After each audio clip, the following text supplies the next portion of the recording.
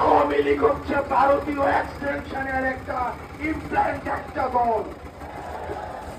ভারতীয়দের সহায়তায় আমাদের দেশপ্রেমিক পিডিআর সৈন্যদেরকে পিলখানাতে নৃশংসভাবে হত্যা করেছে।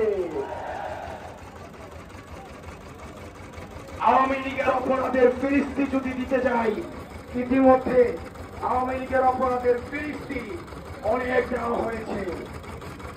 আমরা সহজভাবে যদি বলতে চাই, 100টা ফেরাউন, 100টা নমরুদকে যদি একসাথে করা হয়, তাহলে একটা হাসিনা পাওয়া যাবে না।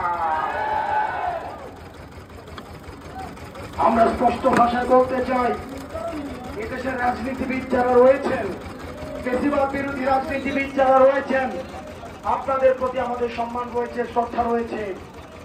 আপনাদের প্রতি আপনাদের দীর্ঘ 1.5 দশকের লড়াই সংগ্রামকে আমরা শ্রদ্ধা জানাই।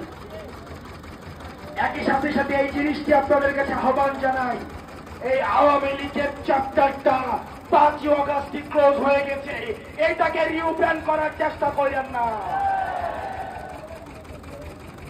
আমাদেরকে বলা হয় বিদেশ থেকে নাকি ইনক্লুসিভ ইলেকশনের এক ধরনের প্রেশার হয়েছে। 2014 সালে যখন বিএনপি নির্বাচনে আসা নাই, তখন ইনক্লুসিভ ইলেকশন কোথায় ছিল? 24 সালে ইনক্লুসিভ ইলেকশন কোথায় ছিল? মিডনাইট ইলেকশনের সময় ইনক্লুসিভ ইলেকশন কোথায় ছিল?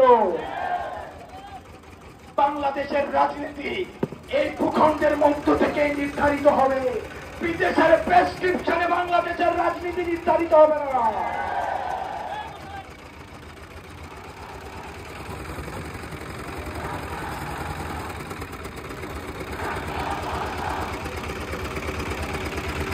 আমরা এই দেশের রাজনীতি আমরা দেখেছি, এই দেশটাতে ভাড়ায় খাটা হাসিনা মূলত হচ্ছে মোদির বেতনভুক্ত কর্মচারী হিসাবে দেশটাকে পরিচালনা করেছে।